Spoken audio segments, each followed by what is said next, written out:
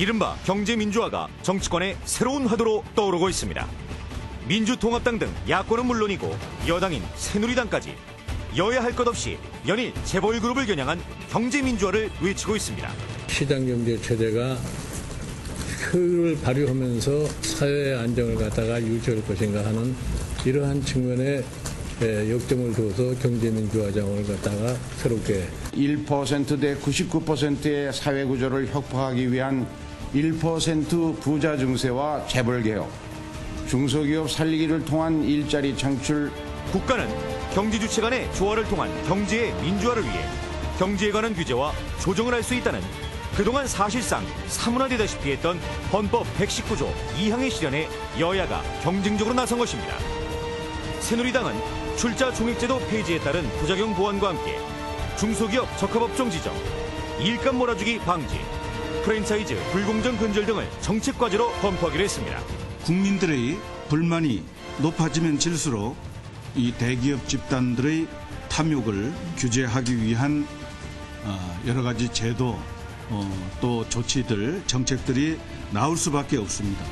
민주통합당은 여기서 더 나아가 양극화와 경제불평등 완화를 위해 상위 10대 재벌에 한해 출자 총액 제한 제도를 부활하고 일감 몰아주기를 제한하기 위한 법 개정에 나서기로 했습니다.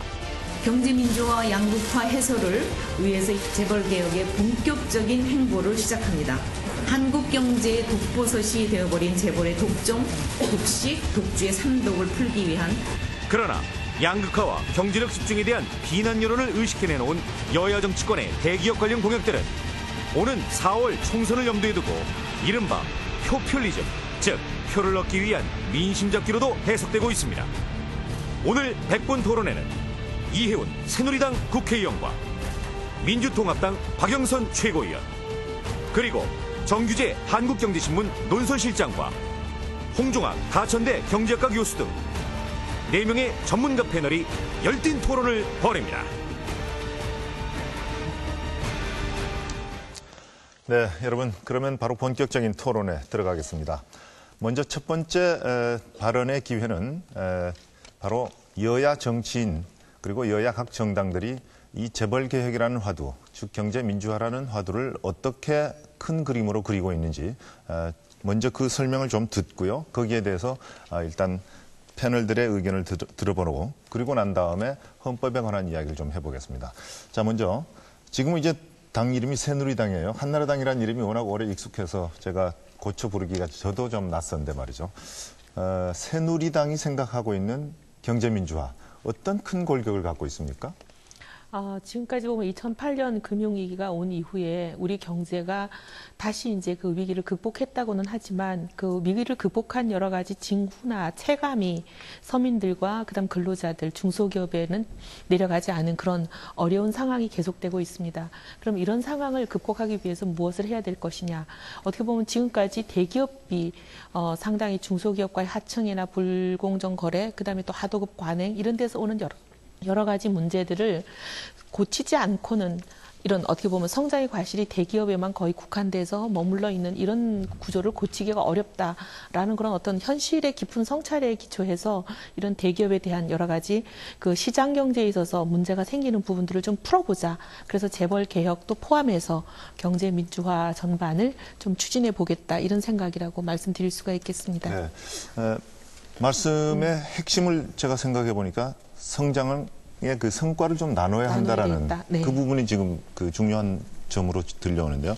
박영선 의원께서는 재벌 저격수라는 별명까지도 과거 여러 국회에서 활동하시면서 얻게 되셨는데 지금은 이제 민주당의 최고위원이고 조금 전에 한명숙 대표도 바로 그 3독을 3공으로 바꾸겠다 이렇게 얘기를 했습니다. 민주통합당이 갖고 있는 재벌 개혁의 큰 그림은 어떤 겁니까? 저희 민주통합당은 지난 4년, MB정권 4년 동안 그 1%의 특권층과 재벌에게 쏠린 특혜로 인해서 99%의 서민과 중소기업들이 가지고 있는 이 고통을 어떻게 덜어줄 것이냐에 초점이 맞춰져 있습니다. 따라서 이것을 좀 우리가 생활적으로 풀어간다면 첫째는 골목 상권의 복원이고요.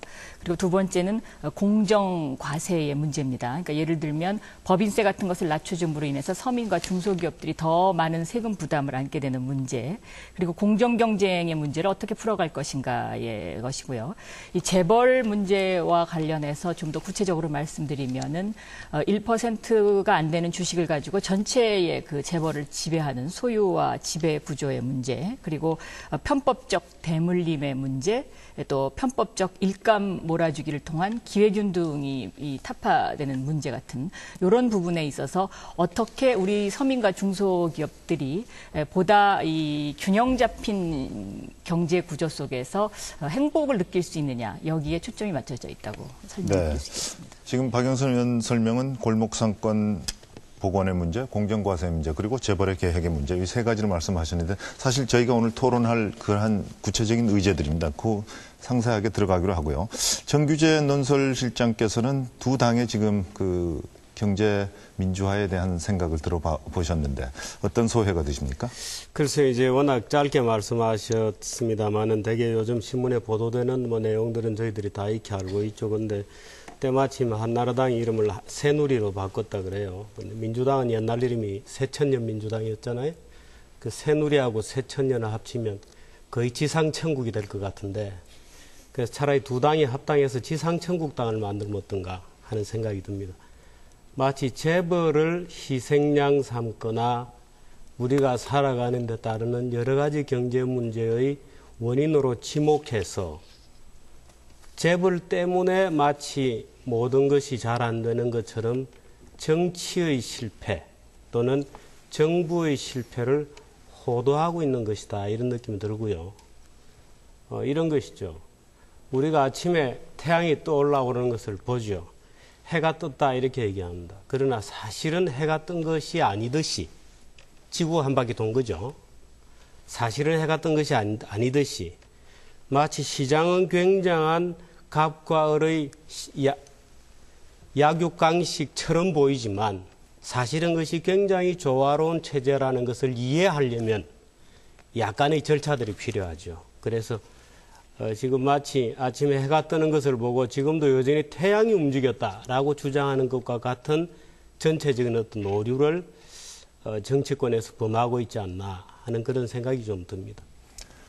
지금 바로 이 같은 진영에 앉으셨는데 이혜원 의원이 뭔가 반론이 있는 것 같아요. 그런데 제가 네. 반론 기회는 드리기로 하고요. 우선 순서에 따라서 홍종학 교수님이 소회를 듣고 그다음에 말씀하실 기회를 드리겠습니다. 네, 2008년 경제 위기가 전 세계적으로 찾아온 다음에 세상이 바뀌었죠. 네, 그전에는 자유방임주의적으로 하면 성장이 잘 될 거라고 생각을 했습니다. 그런데 막상 경제 위기가 닥치니까 자유방임을 주장하신 분들이 정부에 대해서 우리를 구제해달라고 요구를 했고, 따라서 정부가 그 위험한 시기에 지금 서민들은 다 죽어가는데 자유방임을 주장하던 그 월스트리트의 금융자본가들을 돕더라는 겁니다. 이 세상이 바뀐 거죠. 깨달은 거죠. 그게 다 사기였구나. 반면에 브라질의 룰라 대통령은 그렇게 얘기를 했습니다. 왜 기업을 지원하는 것은 투자라고 얘기를 하면서 서민을 지원하는 것은 왜 낭비라고 얘기를 하느냐. 지금 우리한테 닥쳐있는 문제는 자꾸 서민을 지원하는 걸 가지고 무슨 포퓰리즘이라고 얘기하는데 재벌 포퓰리즘 대 서민 포퓰리즘이죠. 지금까지 재벌 1%에 대해서 퍼주기, 그들을 지원하던 그런 방식으로서는 이제 더 이상 안 되겠다. 그것이 2008년도 교훈, 지난 4년간 우리 서민들이 뼈저리게 얻은 그 교훈이죠. 그러니까 이제부터는 진짜 새로운 경제를 한번 해보자. 브라질처럼 해보고 유럽처럼 해보고 우리 경제가 다 같이 잘 살던 미국의 전성기 때의 경제를 해보자. 그런 지금 새로운 시대를 맞고 있는 거죠. 네, 알겠습니다. 자, 시청자 여러분께서도 네 분의 일단 한마디씩을 들으셨는데 조금 전에 이혜원 의원이 정규재 논설실장의 발언에 대해서 뭔가 하실 말씀이 계신 것 같아요. 우선 기회를 드릴게요. 네, 이제 뭐 정치의 실패, 정부의 실패를 왜 재벌의 실패로 돌리고 재벌만 문제가 있는 것처럼 사회적인 낙인을 찍으려 그러느냐 이렇게 말씀하시는 것처럼 들려서 그렇지 않다라는 말씀을 드리고 싶습니다. 물론 정치권이 실패한 것도 있고 정부가 실패한 것도 있죠. 그건 그대로 고치고 지금 재벌이 여러 가지 가지고 있는 문제는 분명합니다. 없다고 말을 할 수는 없을 겁니다. 예를 들면 최근에 어떤 모 재벌의 오너가 공금을 1,800억 원 정도를 횡령해서 문제가 생겼단 말이죠. 근데 그분은 가지고 있는 지분을 보면은 그분은 0.08%를 가지고 있습니다. 그 재벌 그룹 전체에. 근데 0.08%밖에 안 가진 그 오너가 1,800억씩이나 공금을 횡령해서 문제를 일으켰는데 우리 사법부는 뭐라고 그러냐면 우리 검찰이죠. 사법부라고 표현을 해야 될지 모르겠지만 그분을 불구속 기소를 하는 이유로 뭐라고 말씀하시냐면 경제에 여러 가지 영향을 고려해서 이분은 불구속한다는 거거든요. 근데 어떻게 보면 우리 관행이 그동안 그 재벌의 오너나 오너 일가가 가지고 있는 많은 문제에 대해서 어떻게 보면은 편법적으로 관대해 왔던 것도 있는 거죠. 이런 것도 문제가 있는 것이고. 그다음에 지분을 0.08%밖에 안 갖고 계시는 분이 어떻게 그렇게 재벌 그룹 전체를 좌지우지하면서 모든 것을 전횡을 하실 수 있느냐는 이런 것도 보면 지금 구조의 문제가 있는 거거든요. 그리고 이제 아까 2008년 이후에 여러 가지 이제 문제가 노정이 됐다고 말씀을 하셨는데 경기가 좋을 때는 당연히 중소기업의 하청업체인 중소기업의 이익률도 올라가야 됩니다. 근데 경기가 좋으면 대기업의 이익률만 올라가요. 한 8%, 9%까지 올라갑니다. 근데 중소기업은 경기가 좋으나 나쁘나 거의 도산하기 직전에 그 이익률인 5.5%대에서 거의 멈춰 있어요. 그러면 이 성장의 과실이라는 것은 대기업만 가져가고 중소기업이 가져가지 못하는 이런 사례가 최근에 많이 극명하게 드러나고 있으니까 이런 현상을 보고 정치권도 학자들도 정부도 고치겠다고 얘기하는 것은 당연한 것이고 어떻게 보면 그렇게 하지 않으면 그게 직무유기라고 생각을 합니다. 이게 표를 의식한 것이다 이렇게 말씀하시는 것은 저는 사실과 다르다고 보고 많은 분들이 또 포퓰리즘이다 이렇게 했는데 포퓰리즘이라는 거는 옳고 그르고를 떠나서 인기 영합에만 의존하는 것이 포퓰리즘이지 옳은 것이 많은 대중이 원한다고 따라간다면 그건 포퓰리즘은 아닌 것이죠. 네. 제가 좀 저 이혜훈 의원님 말씀에 대해서 얘기를 좀 해야 되겠습니다. 이 다보스 포럼 창시자 그 클라우스 슈바프가 나는 자유시장 경제 체제 신봉자지만 우리는 죄를 졌다라고 고백을 했습니다. 저는 오늘 이렇게 뭐 재벌개혁, 경제민주화 얘기하는 거 좋아요. 양당이 나와서. 그러나 이 한나라당, 새누리당이죠. 저는 반드시 여기에 대한 고백이 있어야 된다고 봅니다. 그러니까 예를 들면 MB 정권 4년 동안 날치기 된 법이 약 80여 개 되는데요. 그 가운데 재벌 관련 법 날치기 된 것들이 종합부동산세, 또 소득세 인하, 법인세 인하. 좀 세워주시겠습니까? 자, 네. 카메라 좀 잡아주시죠. 네, 이 법인세 인하는 상당히 큽니다. 또 금융지주회사법을 날치기 통과시켰습니다. 이러한 법들이 통과되면서 지금 현재 우리나라의 경제력 집중 현상이 더 심화됐고요. 특히 이제 공평과세 문제 같은 것이 이 법인세 인하에서는 굉장히 심각합니다. 왜냐하면 이제 삼성전자의 경우에 2009년도에 삼성전자의 순이익이 약 10조가량 됐습니다. 그런데 이 가운데 삼성전자가 실제로 낸 법인세액은 약 1조 924억 원. 다시 말하면은 11%밖에 되지 않습니다. 그런데 우리나라의 이 법인세 최고 세율이 22%거든요. 그러면 실질적으로 삼성전자는 전체 법인세의 절반가량밖에 내지를 않고 있는 이런 상황이에요. 그러면 이런 상황이 빚어지면 결과적으로 이것은 서민들한테 다시 세금 부담이 돌아가는 것이죠. 그런데 이러한 상황을 만들어 놓고 한나라당이 여기에 대한 고백이 전혀 없습니다. 그리고 또 한 가지는 이 119조 2항 경제민주화 조항에 대해서 한때 한나라당이 이 헌법 개정까지 하려고 했습니다. 이 경제민주화라는 이 말을 빼기 위해서 헌법을 고치려고까지 했었거든요. 그런데 이제 와갖고는 딴 얘기하는 것이죠. 그렇기 때문에 진정 어린 이 경제민주화에 관한 국민들이 과연 포퓰리즘이라 뭐 인기 영합주의다 이런 말이 나올 수밖에 없는 상황이고요. 특히 이제 이 금융지주회사법 이거가 굉장히 심각한 문제입니다. 지금 뭐 이제 아까도 말씀하셨겠지만 그 순환 출자 구조 이제 얘기를 하시는데 그 순환 출자 구조의 그 부분과 또 다른 하나의 맥락에 있어서 이 금산분리를 허물었다는 점. 이것은 제가 보기엔 앞으로 정말 굉장한 이제 문제를 야기할 법이거든요. 그렇기 때문에 이런 부분에 대해서 저는 이 한나라당은 진심으로 국민들한테 잘못됐다라는 어떤 그 자기 반성이 우선돼야 된다. 저는 이런 말씀을 먼저 그런데 두 분 싶습니다. 국회의원들께서 그것도 양당에서 아주 경제 분야에 대해서 잘 아신다는 의원님들이신데 한꺼번에 너무 많이 틀린 얘기를 하시니까요. 제가 참 답답합니다. 예를 들어서 법인세 같은 경우에는요.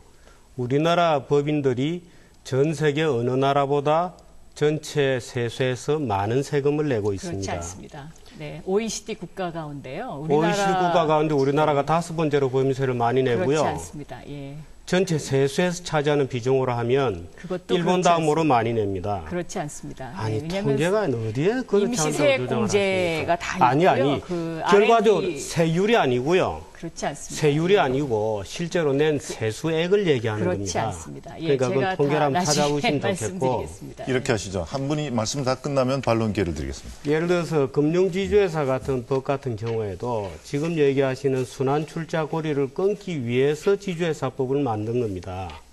지주회사 제도는 굉장히 복잡한 제도인데요. 옛날에 우리 정부는 지주회사 자체를 오히려 굉장히 부정적으로 봐왔었어요.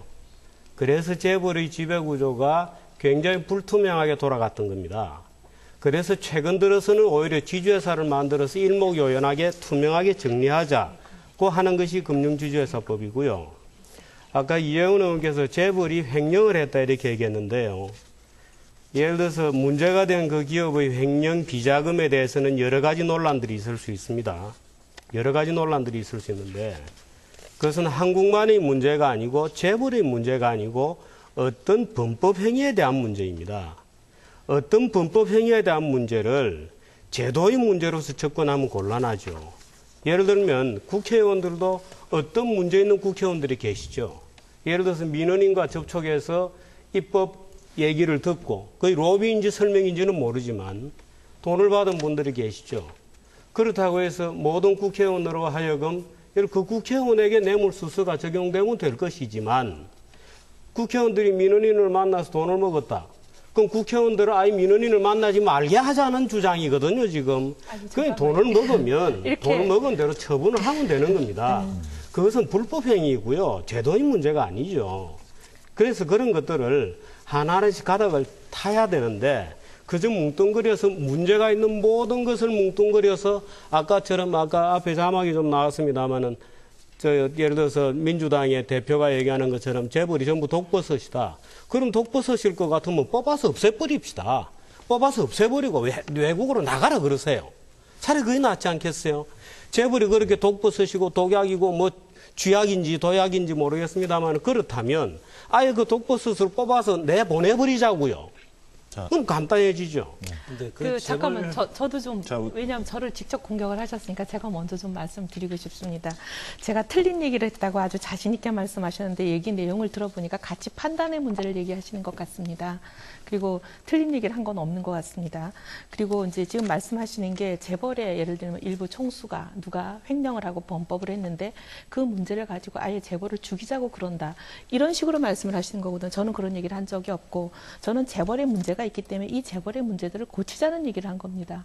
그 재벌의 일부 구성원이 범법 행위를 한다고 해서 제가 그 재벌을 없애버리자고 얘기한 적이 없기 때문에 지금 우리 정규재 논설위원께서 말씀하시는 그런 논리는 굉장히 과도한 오류다 이런 말씀을 드리고 그다음에 우리 박영선 의원님 이제 한나라당이 날치기를 했다 그러셨는데 날치기란 표현에 이제 법 사전적인 정의가 뭔지 따져봐야 될 것 같은데 마치 불법이라는 듯한 인상을 시청자들에게 주는 것 같습니다. 불법은 아니고 다수가 폭거를 했다 이렇게 말씀하시면 제가 뭐 또 그건 가치 판단의 문제니까 수긍할 수 있습니다. 근데 불법은 없었습니다.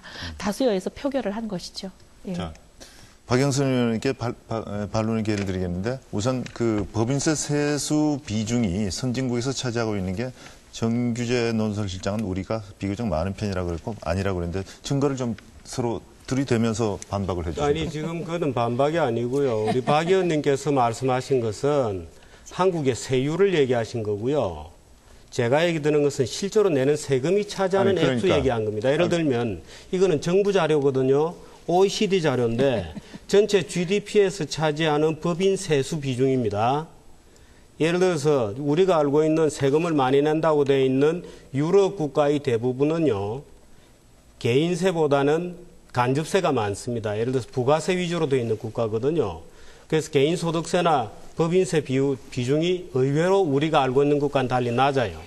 그런데 GDP에서 차지하는 법인 세수 비중을 따지면 OECD 자료입니다. 2008년도입니다. 가장 최근 거죠. OECD 자료로서는 한국이 4.2%고요. 일본이 3.9%, 영국이 3.6%, 프랑스가 2.9%, 독일이 1.9%, 미국이 1.8%입니다.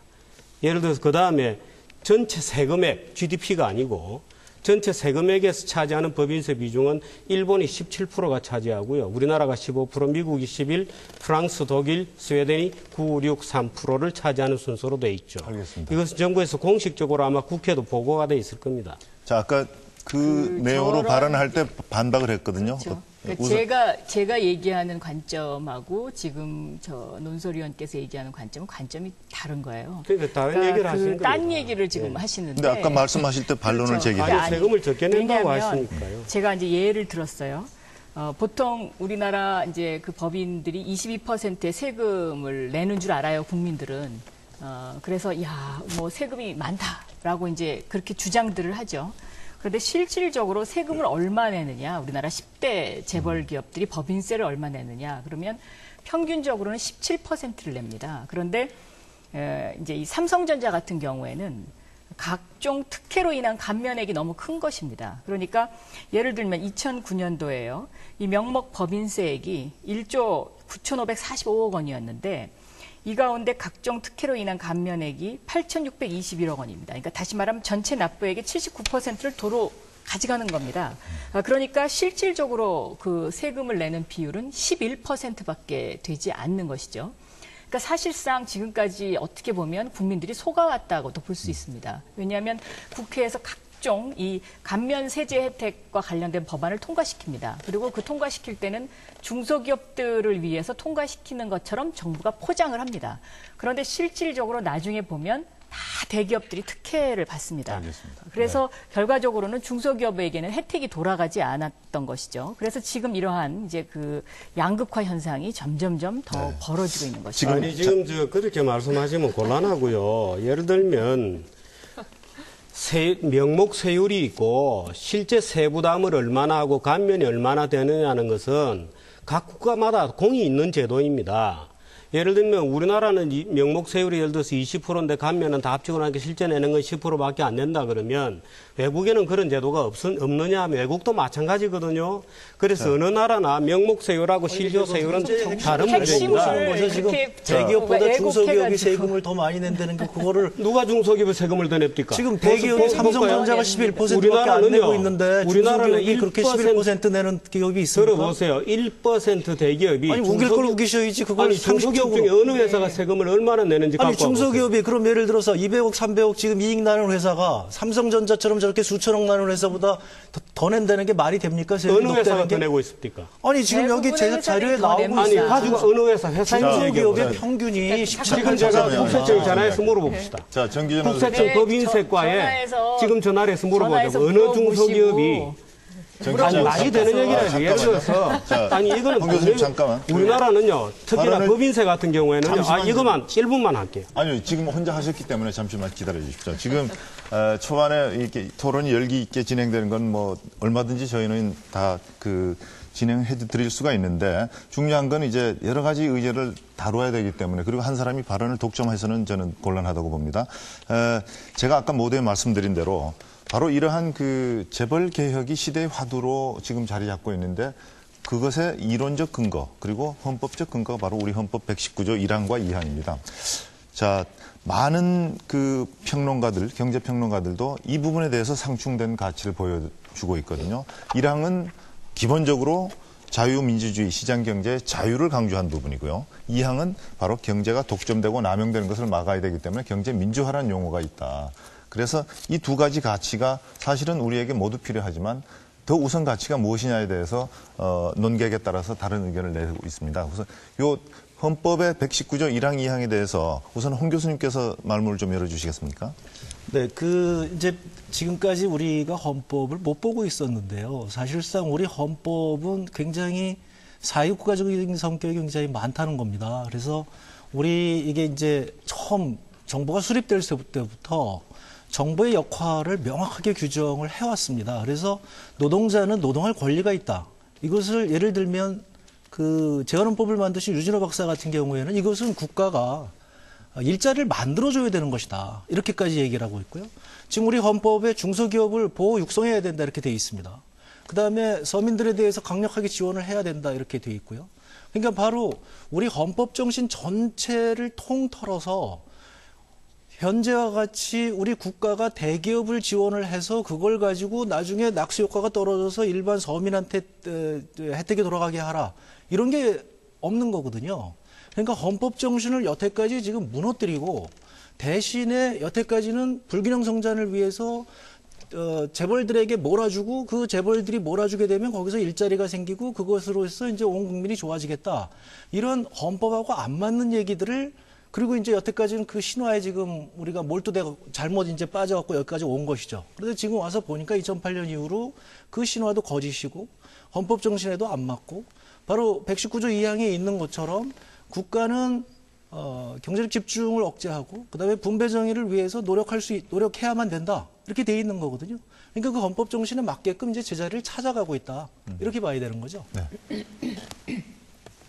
1항이라는 것은 어떻게 보면은 이제 자유시장 경제에 대한 존중 이런 것을 이제 표방하는 조항이잖아요. 근데 2항은 시장 경제라는 게 우리 모두가 다 알다시피 이제 어떻게 보면 무한 경쟁으로 내몰릴 수도 있는 거고 시장 경제가 100% 완벽한 그런 제도는 아닙니다. 현재까지 인류가 실험해본 많은 제도 중에서 그나마 좀 보완하면 좀 낫다라는 제도인 것뿐이지 이게 100% 신처럼 완벽하고 이것만 하면은 뭐 낙오자도 안 생기고 취약계층도 안 생기고 소외되는 사람이 안 생기다 그런 제도는 아니지 않습니까? 네. 그러니까 이거 시장 경제를 그대로 두면은 어떻게 보면 무한 경쟁으로 내몰린 사람들이 도태될 수도 있고 그렇게 되면 그분들의 생존을 위협받을 수 있고 여러 가지 부작용이 나오기 때문에 그런 부작용, 시장 실패가 생길 경우에 정부가 책임을 지고 이 시장 실패를 교정해야 된다라는 의미이기 때문에 이 두 가지 조항은 반드시 두 개가 다 있어야지 어느 하나만 있으면 재앙이 올 수 있는 그런 상황 아니겠습니까?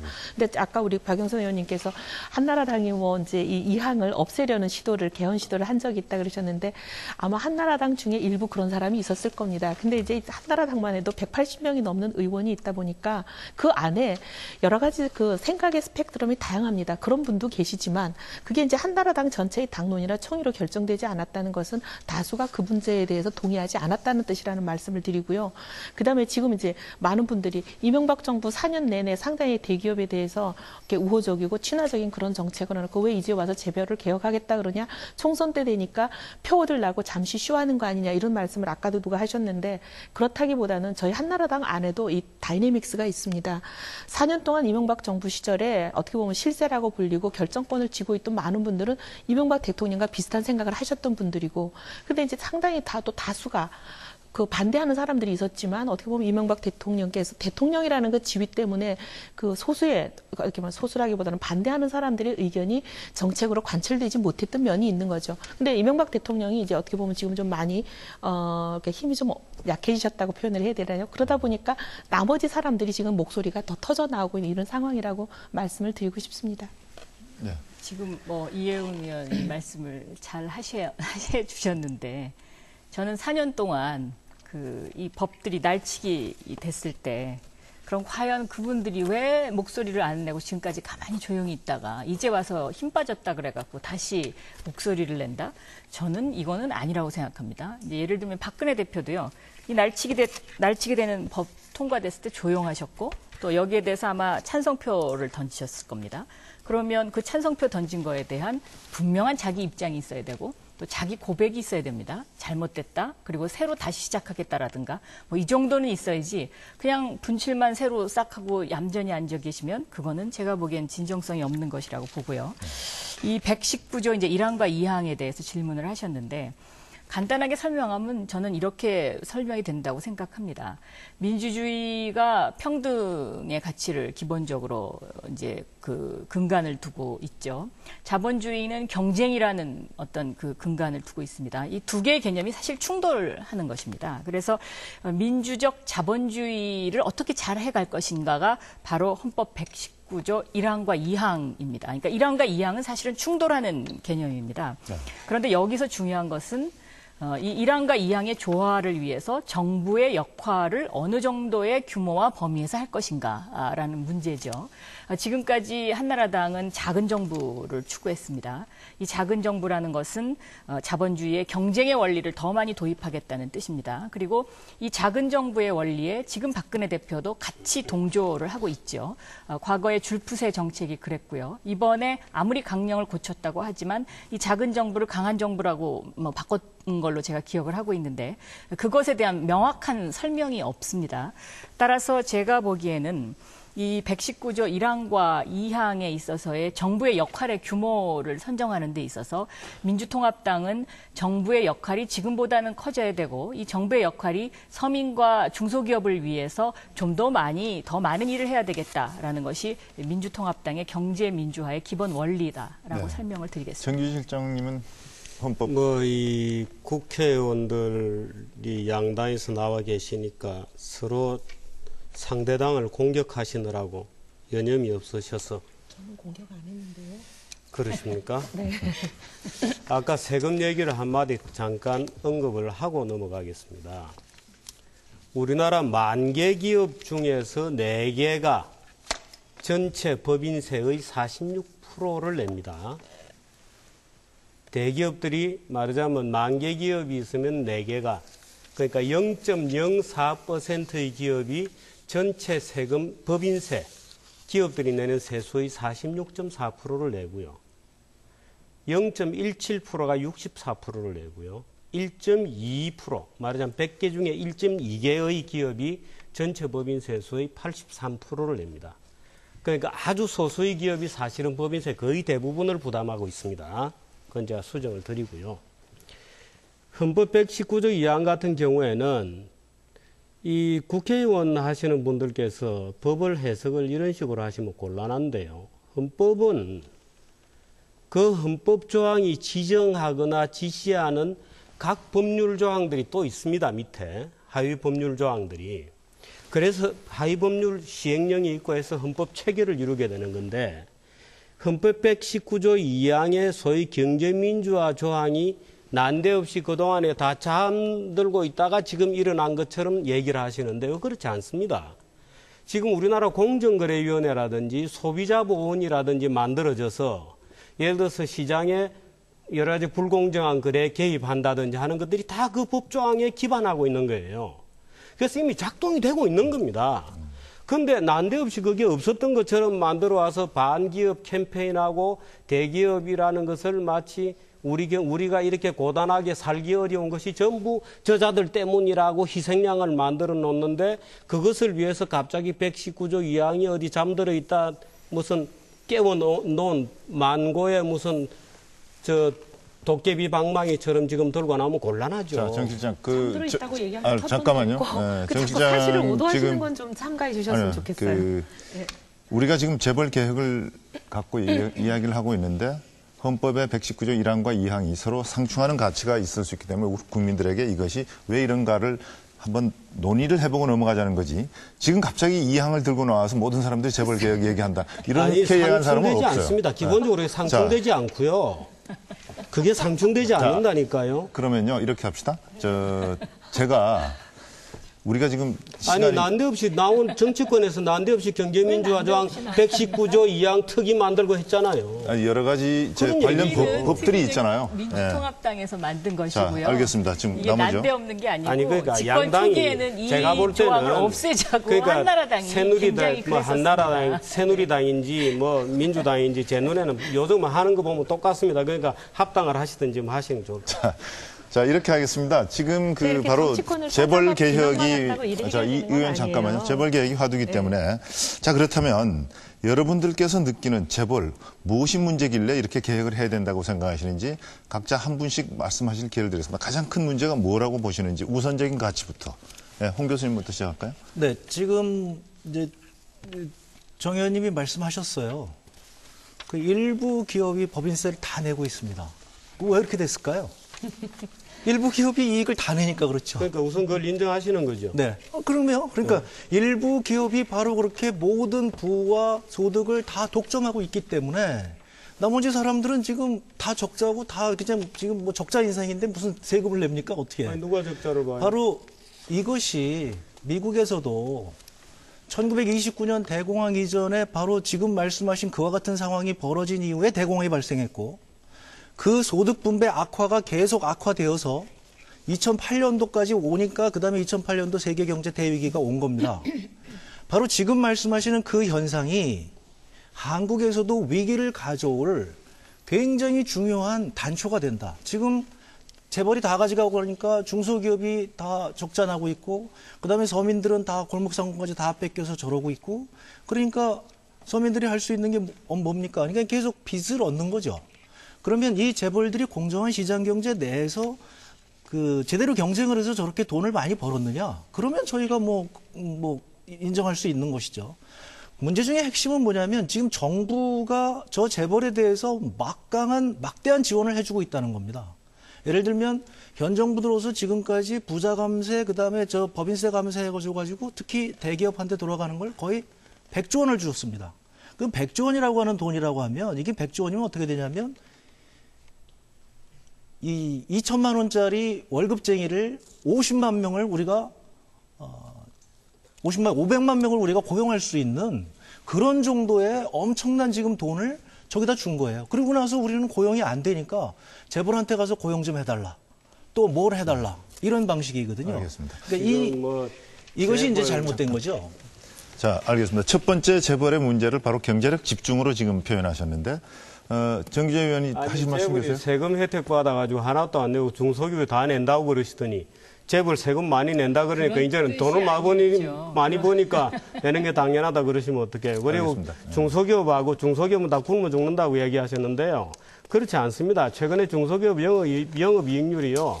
정부 자료입니다. 한국은행 자료로도 꾸준히 개선되고 있는 추세에 있습니다. 그게 지금 묘사하시듯이 무슨 서민 이렇게도 중소기업 하는 분들이 왜 서민입니까? 중소기업 하기가 어려운 것은 분명하죠. 예, 중소기업이 어려운 것은요. 모든 특혜를 대기업에 준 것처럼 보이는데요. 중소기업들이 특혜가 엄청나게 많습니다. 중소기업들이 죽지를 못해요. 특혜 때문에. 중소기업에서 빠지지를 못합니다. 중소기업들이 중견기업에 안 갈라 그래요. 왜? 중견기업으로 가면 특혜가 굉장히 줄어들거든요. 그래서 아니 통계 숫자는 제대로 보고 얘기를 하셔야죠. 마치 중소기업은 모두 다 굶어 죽고 있는 것처럼 대기업에 착취당하고 있는 것처럼 얘기하면 안 되죠. 예를 들어서 IMF 이후에 지금 지난 몇 년 동안에 우리나라 30대 재벌 제도 지금 없어진 거 아시죠? 왜 없어진 줄 아세요? 30대 재벌 중에 절반인 15개가 풍비박산이 났습니다. 30대 재벌 중에서 15개 재벌이 날아갔다고요. 오히려 재벌, 소위 말해서 우리가 아는 재벌이 더 많이 구조조정이 된 거지 중소기업이 구조조정되지 않았습니다. 오히려 과당 경쟁이 문제죠. 자, 제가 이 화면을 통해서 설명을 드리겠습니다. 이 두부를 예를 들면은요, 이 CJ하고 대상의 재벌 그룹이 두부에 뛰어들었습니다. 2006년도에 2,300여 개였던 두부 공장이요, 2011년에 1,580개로 줄었습니다. 그러니까 두부를 만들던 이 영세업자들, 서민들이 다 일자리를 잃어버린 겁니다. 그러면 예를 들면 재벌이 이렇게 뛰어들므로 인해서 이 재벌은 아무래도 기계로 다 이제 두부를 많이 만들 테니까 일자리가 그만큼 또 줄었죠. 한때 이제 지금 빵 때문에 문제가 되는데 빵 가게. 그래서 뭐 재벌들이 대통령이 한 말씀 하시니까 다 철수하겠다고들 요즘 하지 않습니까? 참 대단한 정경유착이라고 생각되는데요. 이 빵 가게도 2005년도에 15,000여 개가 골목에 있었습니다. 그런데 이것이 2011년도에 5,000여 개로 줄어들었죠. 이것이 바로 이제 하나의 단편인데요.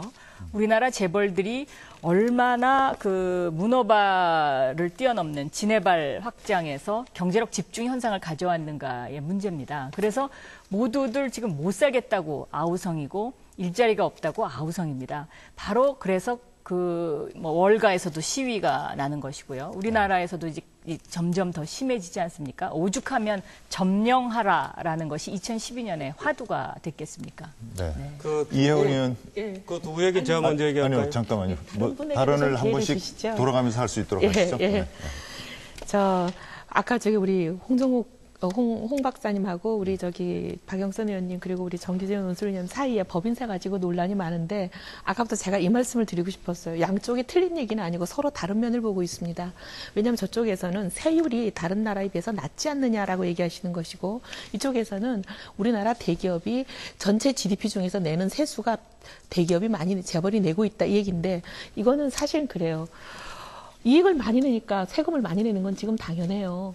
그건 그 세금 자기가 버는 거에 비례해서 중소기업보다는 더 많이 내게 하자는 얘기니까 상충되는 얘기는 아닙니다. 그렇게 정리를 하면 될 것 같고요. 그다음에 이제 그 경제력 집중에 대해서 말씀하셨는데 현재 재벌의 문제는 제가 보기엔 이런 것 같습니다. 우리가 민주주의를 얘기할 때는 1인 1표라고 얘기하죠. 한 사람이 한 표씩 행사하는 것이 공정하고 평등하다. 근데 경제는 어떻게 보면 1원 1표주의라고 볼 수가 있습니다. 본인이 지분을 가지고 있는 것만큼 의결권을 행사하고 지배력을 행사하는 것이 정당한 것이죠. 근데 아까도 말씀드린 것처럼 어떤 재벌의 오너는 0.08%밖에 갖고 있지 않으면서 그 수조 원의 회사를 좌지우지한다는 거죠. 어떻게 보면 본인들이 정당하게 행사할 수 있는 권리의 범위를 넘어선 정도가 아니라 이건 도저히 상상도 없을 만큼의 가공할 힘들을 가지고 어떻게 보면 부당한 권리 행사를 하고 있는 부분들이 정리돼야 된다는 겁니다. 그게 바로 여러 가지 이제 문어발실 확장에도 연결이 되는 거죠. 왜냐하면 재벌의 이제 뭐 손자 손녀들이 어떻게 보면은 경영 능력을 인정받지도 않았는데 뭐 투자는 할 돈은 많이 가지고 있고 계열사를 늘리고 싶은데 당장 할 수 있는 건 뭔가 쉽게 보면 빵집 커피집 하는 겁니다. 근데 그분들이 자기 노력으로 그런 것들을 이룬다면 그게 또 크게 문제가 없는데 대부분 자기 노력과는 전혀 상관없고 지분은 자기는 0.몇 %밖에 안 되는 그 엄청난 재벌이 그동안 가지고 온 조직, 거대한 자금력, 거대한 물류 유통망 이런 것들에 편승해서 쉽게 그렇게 골목 상권을 잠식하는 이런 문제는 어떻게 보면 이건 경제의 문제를 넘어서서 공정의 문제가 아닌가 하는 거죠. 네, 알겠습니다. 지금 이혜원 의원께서 문제를 제기하는 가운데 순환출자의 개념을 말씀을 하셨습니다. 그래서 기왕에 저희가 지금 이 의제도 있기 때문에 바로 순환출자 이야기로 토론을 번져가서 이야기를 해보죠. 순환출자는 시청자 여러분께서도 잘 아시겠습니다만은 법상 상호출자를 금지하다 보니까 A 회사가 B 회사의 지분을 갖고 B 회사가 C 회사의 지분을 갖고 C 회사는 다시 A 회사로 갖게 하면 이러면 바로 법의 규제를 벗어날 수 있는 제도가 바로 순환출자인데요. 그것이 바로 뭐 우리 국내 굴지 기업인 뭐 삼성그룹이라든가 현대차 또 SK 이런 많은 회사들 현대중공업도 마찬가지고 그렇게 지금 소유 구조가 돼 있는데 지금 제가 알기로는 새누리당에서는 신규로 순환출자하는 것을 금지하겠다 이렇게 보도가 나왔고요. 민주통합당에서는 신규는 물론이고 과거에 순환출자의 고리로 돼 있는 것부터 끊어야 한다. 그래야 경제의 민주화가 제대로 시작된다. 이 두 가치가 지금 공존하고 있습니다. 여기에 대해서 이혜원 의원 아까 좀 전에 발언을 하셨으니까 홍 교수님 먼저 하시고 정 의원님 하시고 이렇게 길을 뜨겠습니다. 네. 이 순환출자는요. 지금 아까 이제 이혜원 의원님 말씀하신 것처럼요. 그 1인 1표제가 이게 자본주의 주식회사 제도의 아주 근간이거든요. 이걸 근본적으로 깨는 겁니다. 그러니까 자본주의 자체를 부정을 하는 것이죠. 그러니까 계속적으로 순환출자를 돌리면 한 사람의 그 표는 남의 그 뭐 99%에 해당되는 표만큼 지금 실제로 삼성 같은 경우가 그 총수가 지금 1%가 안 되는 지분을 가지고 그룹 전체를 지배하고 있다는 말이죠. 그러니까 그분의 한 표는 나머지 분들의 99표하고 거의 상응되는, 그것보다 오히려 능가하는 지금 한 표가 99표를 지금 지배하는 자본주의를 부정하는 행위가 되는 것이죠. 근데 문제가 되는 것은 뭐냐면 지금 이것이 출자총액 제한 제도가 있을 때는 그래도 그거에 의해서 좀 걸려 있었는데 그것마저 드러내고 나니까 2008년도에 그러니까 순환출자가 막 늘고 있는 거예요, 지금. 이 미래에도 계속 늘어난다는 것이죠. 이게 조금이라도 위험하게 되면 계속 늘어날 가능성이 있는 이런 거가 되고요. 이제 문제의 핵심은 뭐냐면 이제 지금 뭐 논의가 지금 안 되고 있습니다. 제가 이번에 재벌세까지 얘기한 이유는 뭐냐면 이런 것들을 규제에 의해서 없애자 이렇게 얘기를 하면 또 무슨 몇 년간 기간을 달라 또 이렇게 얘기를 합니다. 이거 갑자기 할 수 없으니까. 그리고 우선 재벌들은 이제 뒤에서 기다리는 거죠.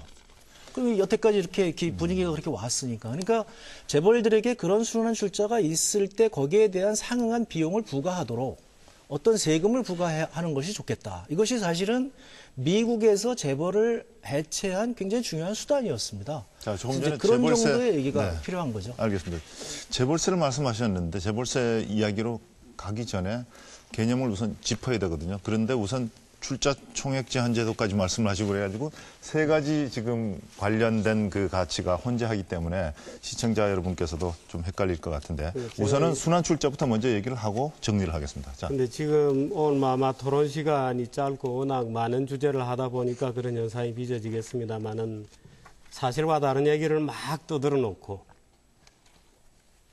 또 다른 주제로 넘어가면 자꾸 이제 오해하게 되거든요. 일반 국민들은. 근데 예를 들어서 아까 우리 박 의원님께서 보여주신 두부 회사 같은 경우에는요.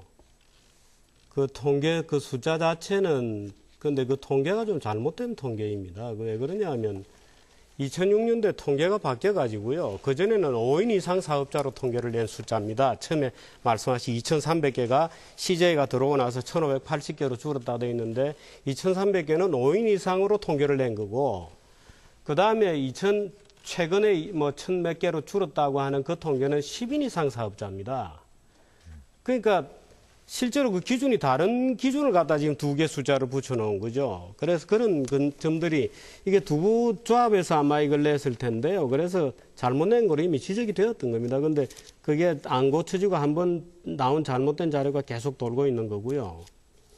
지금 순환 출자 같은 경우에는 원래 순환 출자라는 것은 썩 좋은 현상은 아니죠. 왜냐하면 자본이라는 것은 순수한 100만 원을 출자를 했다. 그러면 100만 원이 순수한 말하자면 뉴머니여야 되는데 예를 들어 두 회사가 계속 상호 출자를 돌아가면서 하면 가공 자본을 늘리거든요. 그래서 자본의 충실도라고 하는 상법의 기본 정신에 반하는 겁니다.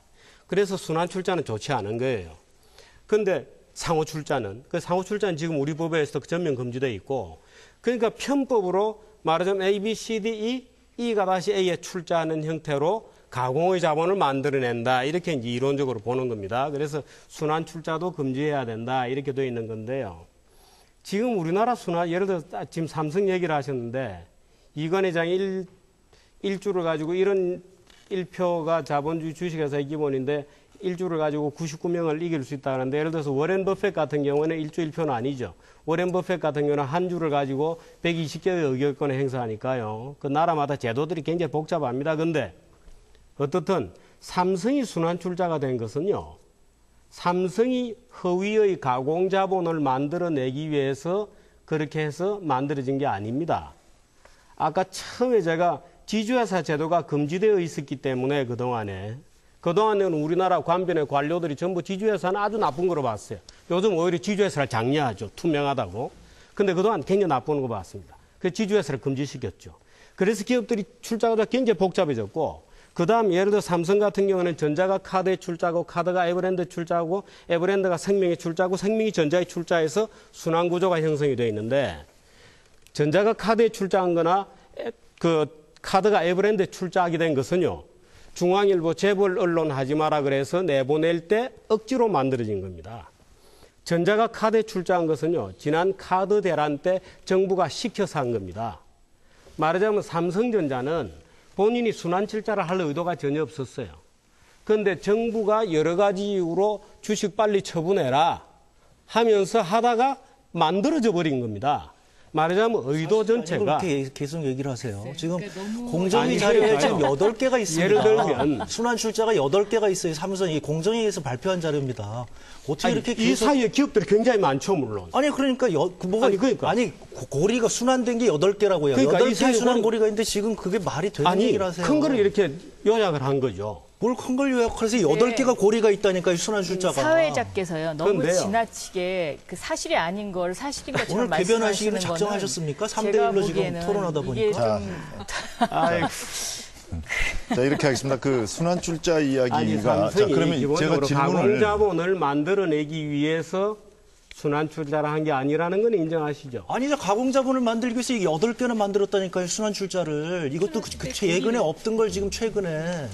자, 그러면 논의의 초점이 지금 마치 그 세 분과 이 한 분이 의견이 다른 것처럼 그렇게 보여지는데, 정규재 위원께 그러면 이렇게 질문하겠습니다. 순환출자라는 제도는 개선돼야 한다고 보십니까? 아니면 현재와 그대로 둬야 된다? 지주회사 체제로 가는 것이 깨끗하겠죠. 그러니까 순환출자의 고리는 끊는 게 맞죠? 순환출자보다는 지주회사 체제로 가는 게 바람직하다고 저는 봅니다. 알겠습니다. 그러면 그래서 지주회사 체제로 갈 수 있도록 유도해 주는 게 좋겠죠. 자, 그런데 지금 민주통합당에서는 기존의 순환출자의 고리마저도 다 끊어야 한다라고 지금 이야기를 하고 있거든요.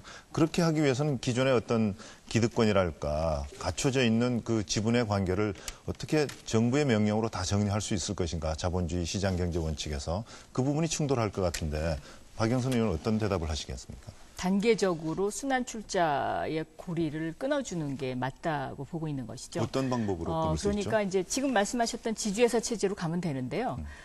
지금 정규재 논설위원께서 얘기하시는 지주회사 체제와 저희가 얘기하는 지주회사 체제가 다른 겁니다. 그러니까 어떤 다른 거냐면 저희는 금산분리의 원칙 하에서 지주회사 체제로 가야 된다는 것이고요. 아마도 그 한나라당은 금산분리를 없애버리고 그 자본을 섞어서 가자고 얘기할 겁니다. 왜냐하면 재벌들이 그걸 바라고 있으니까요. 그리고 재벌들이 지금 그것을 바라는 그 요인은 두 가지가 있습니다. 그러니까 지주회사 체제로 가는 척하면서 또 어떤 걸 노리냐면 재벌 3세, 4세로의 주식 증여가 가능합니다. 그러니까 정당한 방법으로의 주식 증여가 가능하고요. 그러면서 또 세금을 안 내는 것이죠. 이제 지주회사를 만드는 척하면서 물려주는 겁니다. 그거를 하나 노리고 있는 것이고요. 두 번째는 이제 이 정부 들어서 제가 앞에서도 설명드렸습니다마는 금융지주회사법을 날치기 했습니다. 지금까지 날치기 된 법 중에요. 역대 그 어느 정권도 경제 관련 법을 날치기 한 경우는 없었습니다. 그런데 이거는 좀 그 아주 그 범죄에 해당하는 정도의 방법을 통해서 날치기를 했거든요. 왜 날치기를 했겠습니까? 이거는 국민적 동의를 얻기 어렵다고 판단을 했기 때문에 그런 것인데요. 그 금융지주회사법의 골자가 증권과 보험회사가 그 산업자본을 가질 수 있게 만드는 것이 골자입니다. 그런데 특히 이제 이것은 뭐가 문제가 되냐면 지금 우리나라의 재벌들이 자기가 1% 지분도 갖고 있지 않으면서 99%를 지배하는 것이 문제인데 특히 보험회사 같은 경우는 자기 돈이 아니지 않습니까? 그럼 고객의 돈입니다. 그런데 이 고객의 돈과 관련해서 지금 회계 정리가 명확하게 우리나라 보험회사들이 돼 있다고 내세울 만한 회사들이 몇 개 되지가 않습니다. 그런데 그런 상황에서 이 고객의 돈을 가지고 보험회사가 또 다른 산업자본의 회사를 차릴 수 있게 한다면 이거는 이제 앞으로 뒤죽박죽이 돼가지고요. 회계상에도 문제가 생기고요. 이것의 근본적으로 노리는 부분은 무엇이냐면 바로 삼성전자와 삼성생명의 관계입니다. 그러니까 삼성전자는 산업자본이고 삼성생명은 이제 금융자본인데요. 이 두 자본을 뒤죽박죽 섞어서 지주회사를 만들 수 있게 할 수 있는 법의 근간을 만든 것이 바로 금융지주회사법, 날치기 된 금융지주회사법이거든요. 이렇게 되면 시장 질서가 교란이 되는 것이죠. 그리고 재벌 특혜를 주는 것이고요. 네. 이 부분은 분명히 제가 보기에는 그 한나라당이 그 당시에 왜 그랬는지 그리고 이것이 날치기 될 수밖에 없었던 연유에 대해서 저희는 앞으로 수사 의뢰를 할 방침입니다. 왜냐하면 여기에 관해서는요. 이것이 분명히 부정과 연계되어 있다고 저희는 보고 있는 것이거든요. 네. 이혜원 의원 일단 우리 반론 박영선 의원님께서 계속 날치기라고 얘기하시는 그 금융지주회사법 사실 저는 찬성표를 던지지 않았던 한나라당 의원으로서 제가 찬성표를 던지지 않고 그 부분에 대해서 반대를 했지만 이 법은 날치기는 아니었습니다. 국회법의 절차를 다 준수한 것이었고 이제 다수가 뭐 어떻게 보면은 다수의 힘으로 이걸 밀어붙였다라고 말씀하시면 그거는 뭐 가치 판단의 문제니까 그럴 수 있겠지만 근데 이제 어쨌든 이 법이 날치기는 아니라 모든 국회법 절차를 준수한 통과였다는 말씀을 드리고 제가 좀 반론을 해야 되겠습니다. 저는 그럼에도 불구하고 저는 이게 날치기라고 반대한 게 아니라 이 내용에 대해서 반대했기 때문에 저는 사실 이 금융지수 회사법에 대해서는 저는 찬성표를 던지지 않았습니다. 그때 이제 이 한나라당에서 최근에 어떤 분이 나오셔가지고 앞으로 하는 신규 휴관철제에 대해서만 금지를 시키고 이미 과거에 있었던 거에 대해서는 인정을 한다는 듯한 발언을 하시는 부분에 대해서 사실은 저도 동의하지 못합니다. 과거의 것을 그대로 인정하면 이 모든 이 현재까지만 해도 일어난 이 엄청난 이 잘못된 관행들을 고리를 끊을 수가 없기 때문이거든요. 그럼 그것이 당론이 어느 쪽입니까? 당론은 아직 확정되지 않았습니다. 확정 안 됐습니다. 예, 확정이 되지 않았고 그분이 그냥 언론에 나와서 자기 생각을 얘기하신 걸로 저희는 알고 있습니다. 근데 이제 지금 박영선 의원님 말씀하시는 것처럼 금산분리를 완화시켜가지고 이걸 해소할 거다. 이제 그렇게 뭐 의심을 하실 수는 있죠. 근데 만약에 그런 상황이 된다면 저도 반대고 그건 굉장히 저는 바람직하지 않은 상황이라고 봅니다. 특히 제조업에 있어서 산업자본을 가지고도 이렇게 1%도 안 되는 이건희 회장이 혼자 가지고 있는 게 1%가 안 되는 게 아니라 총수 일가가 전체 가지고 있는 게 1%가 안 됩니다. 근데 이렇게 조그만 지분을 가지고도 이렇게 엄청난 전횡을 하시는 분들께 금융이라는 것을 맡길 수는 없다고 생각합니다. 금융은 산업자본보다는 더 피해가 막심한 그런 분야이기 때문에 그래서 이 금산분리를 완화해서 이것을 해결하는 방안으로 한나라당이 저는 가지 않을 것이라고 보고 또 한나라당이 그런 방향으로 가려는 분이 있으면 저는 분명히 반대한다는 말씀을 드립니다. 제가 질문을 하나 드리고 싶은데요. 두 분 의원님들께. 조금 이따가 하시고요. 제가 이혜훈 의원님 하신 얘기에 잠깐만요. 대해서 반론을 좀 해야 될 게 있는데 이혜훈 의원께서 이제 17대 국회 때 이 금산분리 문제가 논쟁이 됐을 때 금산분리는 박물관에 보내야 되는 그런 제도다라는 발언을 하신 적이 있어요. 근데 그때하고 지금하고 생각이 좀 바뀌신 것 같아요. 지금 말씀하시는 거 보니까. 그리고 이 이제 그 금융지주회사법이 국회법의 절차를 거쳤다고 말씀을 하셨는데 이것은 전혀 사실과 다릅니다. 왜냐하면 그 당시에 이제 날치기가 어떤 방법으로 됐냐면요. 같은 이름의 두 가지 종류의 금융지주회사법이 있었습니다. 하나는 박종희 의원 법안이었고요. 하나는 공성진 의원 법안이었습니다. 날치기 된 것이 바로 이 공성진 의원 대표 발의된 이제 법안인데요. 박종희 의원 법안은 비교적 정상적인 절차를 걸쳐서 본회의에 상정이 됐고요. 이 공성진 의원 법안은 전혀 논의가 안 됐습니다. 논의가 안 됐는데 어느 날 국회에 가보니까요. 이름이 똑같다고 해가지고 이 이름이 똑같은 법안 두 개가 같이 붙어 있는 겁니다. 그러니까 한 법안에 뒤에 가서 공성진 의원 법안이 붙어 있는 거예요. 그래가지고 대부분의 의원들이 이 법이 날치기 되는 줄도 모르고 찬성표를 던진 의원들이 있고요. 일부 안 의원들이 한나라당에서도 반대표를 던졌습니다. 이혜훈 의원이 그 당시에 반대표 던진 건 제가 또렷이 기억을 하고 있는데요. 알겠습니다. 이런 상황이기 때문에 저는 이걸 수사 의뢰해야 된다고 보는 것이죠. 왜냐하면 국회에서 이런 일이 두 번 다시 있게 되면은 앞으로 똑같은 이름을 가진 법안들을 다 줄줄이 하나만 심의하고 나머지 법들은 심의 하나도 안 하고 다 붙여가지고 통과시킨다면 그거는 민주주의 국가에서는 있을 수 없는 일이거든요. 자, 지금 국회에서 일어난 일은 저도 참 답답하네요. 들어보니까 수사를 하든지 하셔야 될 것 같고 처음으로 동의를 해주시죠. 금산분리는 원래 은행에 관련되어서 나온 얘기입니다. 왜냐하면 보험이나 이런 다른 금융기관들과는 달리 은행은 신용 창출 기능을 가지고 있기 때문에 은행은 말하자면 대출 성수를 통해서 자본을 굉장히 늘릴 수 있기 때문에 은행은 안 되겠다고 하는 것이죠. 금산분리가 보험회사에 적용되는 나라는 거의 우리나라밖에 없고요. 미국에서 어떤 주는 금산분리를 적용하고 있습니다. 그래서 제가 거기에 대해서 여쭤본다는 것인데 예를 들어서 한국의 대기업 개혁을 주장하고 기부를 좋아하는 많은 분들이 워렌 버핏을 굉장히 천사처럼 보시죠. 그 워렌 버핏이 지배하는 회사는 벅셔 해스웨이라고 하는 보험회사입니다. 이 보험회사가 44개의 산업회사를 쫙 거느리고 있어요. 말하자면 우리나라 지금 박 의원님이나 이혜원 의원님께서 얘기하시는 바로 그 금산분리를 정면으로 위배하고 있는 것이죠. 그런데 이 44개 회사 중에서 별별 걸 다 합니다. 초콜릿 회사도 있고요. 사탕 제가 가져왔습니다만 사탕도 팝니다. 말하자면 안 하는 게 없죠.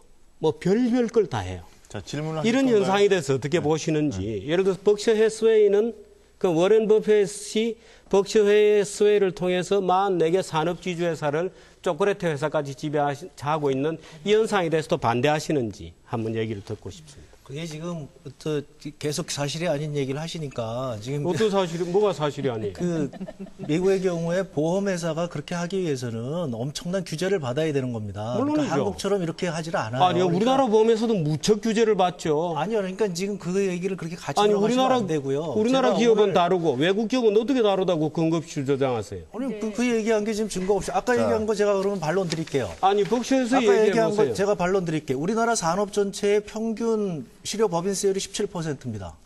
대기업들이 17%입니다. 그러니까 대기업이나 중소기업이나 거의 같이 17% 실효세율을 내고 있는데 삼성전자 11% 내고 있습니다. 그러니까 이게 특혜 아닙니까? 삼성 그걸 왜 그걸 뻔히 아니라고 얘기를 하시고요. 제가 말씀드리고 싶은 건 이런 겁니다. 우리가 삼성전자한테 이렇게 지금 특혜를 줬는데 삼성전자는 지금 어떻게 됐냐면요. 해외 직원 수가 지금 지난 3년간 3만 5천 명이 늘었습니다. 그동안에 지금 국내 직원 수가 얼마가 늘었는지 아십니까? 거의 절반밖에 안 됩니다. 그러니까 돈을 엄청나게 벌었는데 우리가 삼성전자에 대해서 저렇게 많이 지원을 해주고 있는데 삼성전자는 사실상 지금 해외 고용을 하고 있다는 겁니다. 이건 거꾸로 얘기하면 우리 정부가 지금 세계화를 편승해서 대기업한테 외국 사람들 고용하라고 지원을 해주는 것과 똑같은 상황이라는 겁니다. 알겠습니다. 혹시 국내 고용은 몇 명인지 얘기해 주시겠어요? 16,000명 늘었습니다. 그러니까 총 몇 명이죠? 총 2010년도에 10만 명입니다. 그렇죠. 아니 잠깐만요. 예를 들어서 보시죠. 자, 저도 좀 반론할 수 있는데. 정기전 논설실장 잠깐만 대기해 주시고요. 지금 이 보면 그 금융지주회사가 산업자본을 소유하는 것 또는 산업지주회사가 금융자본을 소유하는 것 이 부분에 대해서 이제 바로 금산분리에 대한 그 철학이 있는 것인데요. 지금 아까 말씀하신 것 중에 출자 총액 제한 제도하고 순환 출자 그리고 이 지주회사 분리 이 사실은 같이 맞물려 있는 문제 아니겠습니까? 자 그렇다면 우리나라에서 지금 현재 금융자본과 산업자본이 분리돼야 마땅한데 현재 삼성 경우에 예를 들자면 지금 오늘 삼성 얘기가 너무 많이 나와서 좀 그렇긴 합니다만은 삼성그룹의 경우에는 전자와 생명으로 상징되는 두 개의 산업자본과 금융자본이 주식이 서로 맞물려 있습니다. 자, 이걸 어떻게 끊어야 된다고 보십니까? 그거부터 우선 좀 해법을 주시고 얘기를 풀어나가면 좋겠는데. 그게 이제 바로 제가 17대 때 통과시켰던 금산분리법입니다. 네. 그런데 이제 그 금산분리법을 그 당시 통과시키는데 굉장히 힘들었습니다. 왜냐하면 한나라당이 뭐 그 법에 대해서는 거의 신경질적인 반응을 보일 정도로 반대를 했었고요. 그래서 이것이 이제 법사위에서 오랜 기간 동안 이제 지체가 되다가 2006년도 12월 달에 통과가 됐는데요. 그 당시 통과될 때도 삼성의 요구를 많이 들어줬습니다. 그러니까 유예기간을 달라고 했습니다. 그러니까 5년의 유예기간을 달라고 해서 지금 유예기간을 준 상태죠. 그러니까 아직까지 그 부분에 있어서 삼성 측이 어떤 주식을 팔았다거나 하는 그 시점이 다가오지 않았습니다. 그런데 지금 제가 생각해 보면은요.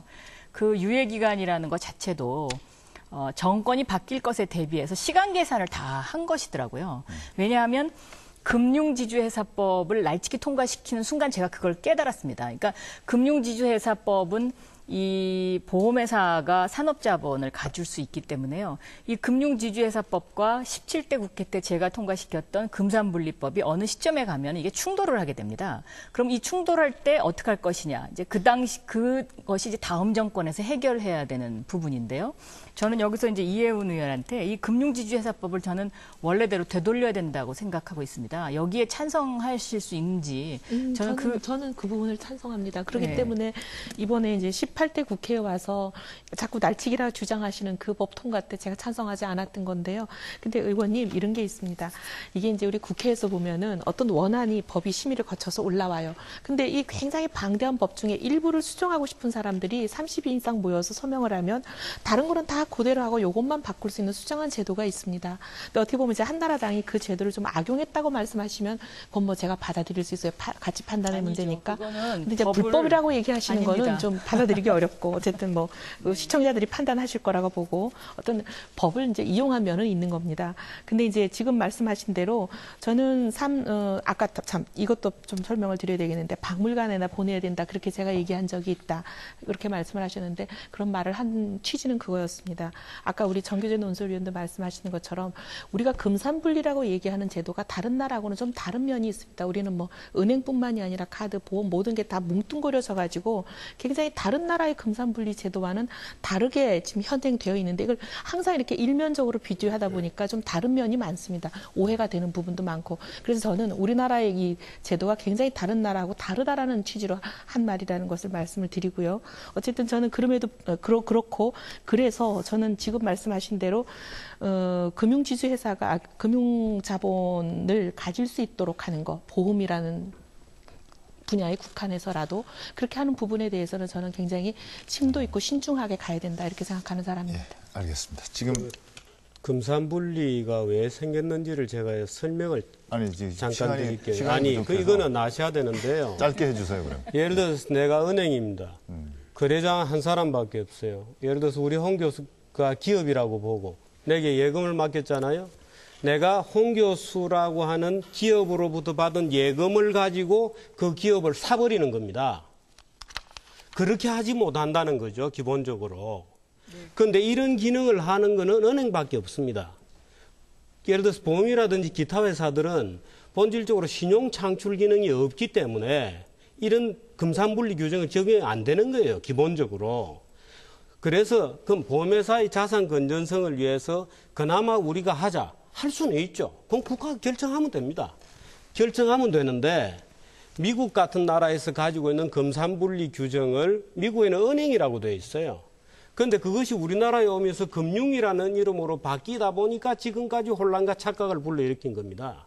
그래서 아까 제가 질문을 드린 것인데요. 워렌 버핏의 제과점에 대해서 요즘 빵집 문제로 말이 많으니까 워렌 버핏의 제과점에 대해서 워렌 버핏의 보험회사에 대해서 어떻게 생각하시나요? 말하자면 그런 문제가 해결이 안 되면 그게 사실이 아니 그 대공황 이전에요. 대공황 이전에 JP 모건이 은행을 가지고 있었고요. 그리고 역시 또 그 뭐 철도에서나 US 스틸이나 이런 걸 다 갖고 있었습니다. 그것이 대공황이 일어나고 나서 이런 게 안 되겠다 그래서 투자은행과 은행을 분리시키고 그리고 거기다 산업자본과 이 금융자본을 다 분리시킨 겁니다.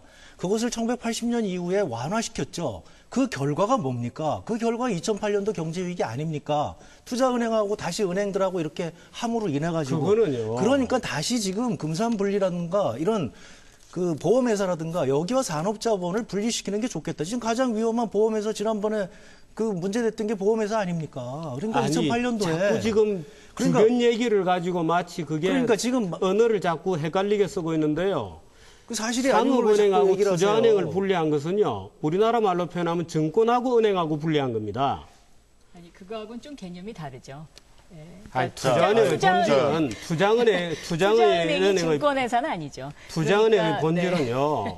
그 인베스트먼트 지금 우리가 얘기하는 인베스트먼트 네. 뱅크인데 그게 우리가 얘기하는 투자은행이 우리나라의 시중은행하고는 전혀 다른 그러니까 것이죠. 논설위원님께서 자꾸 이렇게 논점을 흐리시면은요. 이 얘기가 자꾸 산으로 가거든요. 자, 네 분 다 잠깐만 기다려 주시고요. 아니, 벅셔스웨이 보험회사 아까 그 부분에 대해서는 네, 됐습니다. 자, 지금 보면은 말이죠. 거기에 대해서 얘기를 하셔야죠. 지금부터는 금산분리가 그렇게 나쁘다는데. 발언기회를 드린 분만 짧게 한 1분 이내씩 발언을 좀 해주시면 좋겠습니다. 협조해 주시기 바라고요.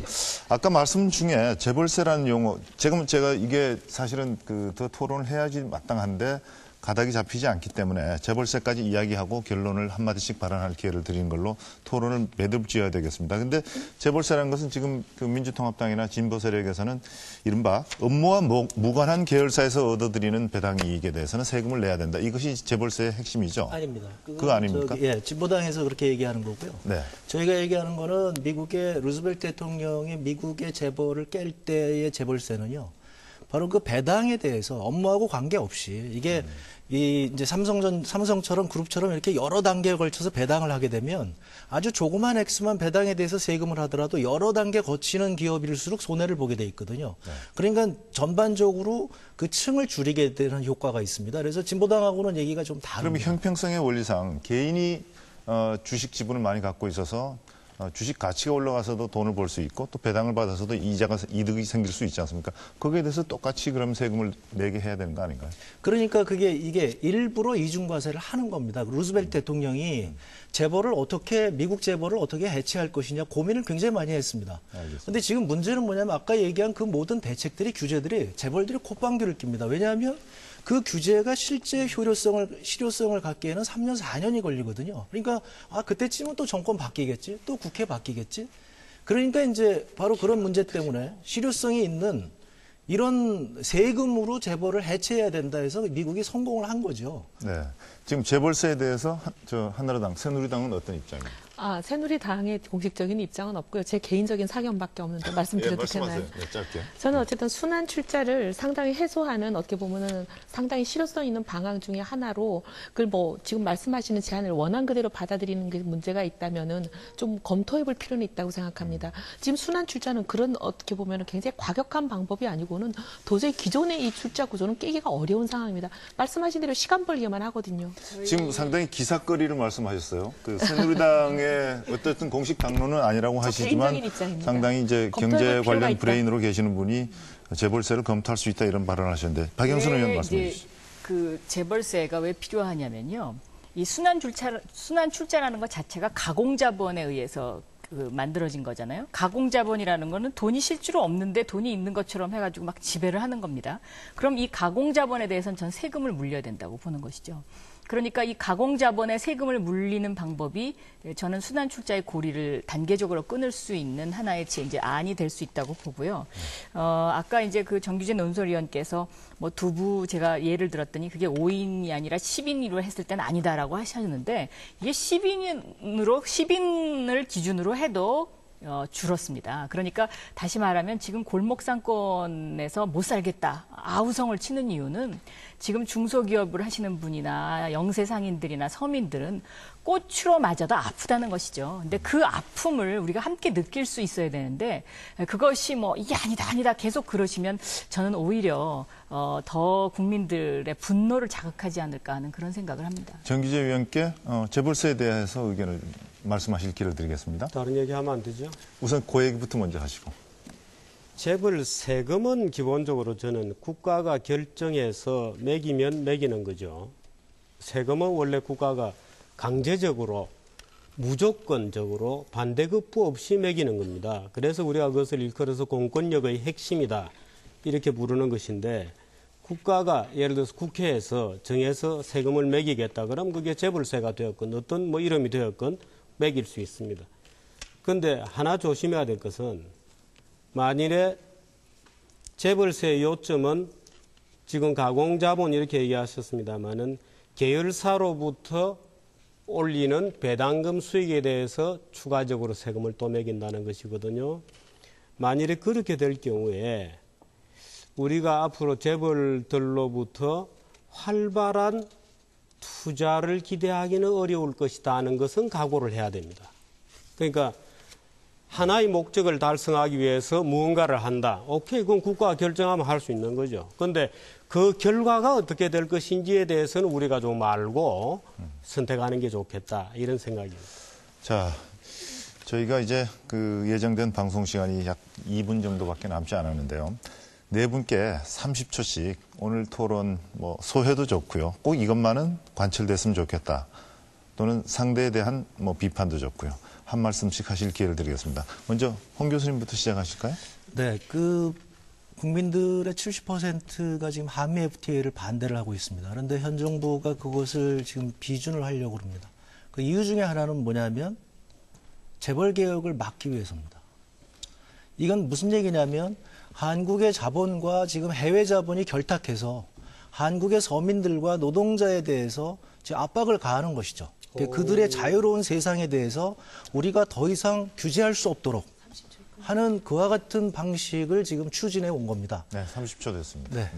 정규재 위원께서 무슨 말씀이 하고 싶죠? 글쎄요, 참 걱정스러운 발언을 자꾸 하시는데요. 경제라는 것이 그렇게 이루어진다고 생각하시면 아마 지금 두 분 국회의원도 그렇고 우리 홍 교수께서도 그렇고 아마 주장하시는 대로 될 경우에 그 결과가 어떻게 될 것인지에 대해서 내심 두려워하실 겁니다. 주장은 하지만 이 결과가 어떻게 될지에 대해서 상당히 걱정도 하실 텐데요. 아침에 해가 뜨는 것을 보고 지구가 태양이 움직였다고 생각하는 거하고 똑같은 오류를 계속 범하고 있는데, 예를 들어서 경제가 최근에 갈수록 어려워지고 있는 것은 분명해요. 자영업자 다 어렵죠. 중소기업 300만 개가 넘습니다. 이 300만 개가 넘는 중소기업이 협소한 시장에서 먹고 살려고 하니까 정말 힘들죠. 그렇다고 해서 희생양을 만들어내거나 예를 들어서 독버섯이니까 덜어내는 방법으로 이 문제가 해결되지 않는다는 겁니다. 알겠습니다. 그래서 그 문제를 저는 강조하고 싶은 것이죠. 예. 그 재벌을 무조건 단죄하고 드러내려 그런다라는 생각 자체는 사실이 아닙니다. 재벌이 부당한 권력을 행사하고 불공정 거래를 하지 못하도록 자기가 가진 만큼만 행사하도록 만들어주겠다는 것입니다. 그러니까 그런 걱정은 안 하셔도 된다고 보고요. 그리고 이 기회를 통해서 이제 재벌에 드리고 싶은 말씀은 왜 이렇게 자꾸 이제 국민들로부터 많은 비판을 받으시냐. 사자는 배부르면 사냥하지 않는데 우리 재벌은 그렇게 하지 않는다는 거죠. 재벌이 그 엄청난 가공할 자금력과 조직력과 유통망 이런 것을 이용해서 동네 상권을 쥐고 있는 우리 소상공인들 몰아내고 싸우고 그분들 눈물 흘리는 일에 쓰지 마시고 세계 무대를 향해서 나가서 세계에서 정말 굴지의 외국 기업들을 상대로 돈을 벌어오는 일에 좀 더 집중해 주시면 고맙겠다는 생각이 듭니다.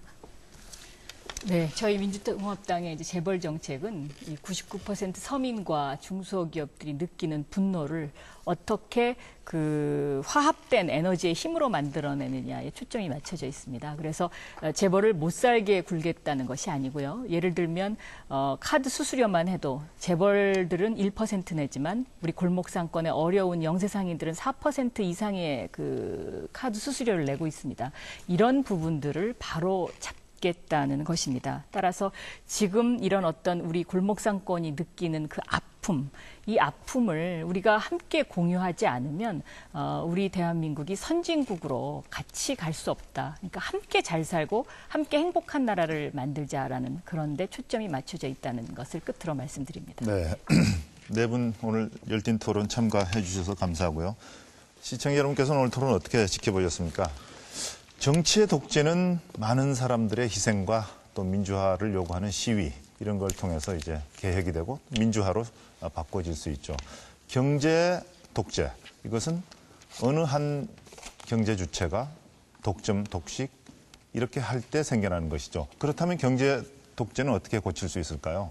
바로 법과 제도를 합리적으로 고치는 걸 통해서 가능할 겁니다. 오늘 네 분께서 말씀하신 가운데 그 경제 민주화의 해법이 뉘엿뉘엿 보였습니다.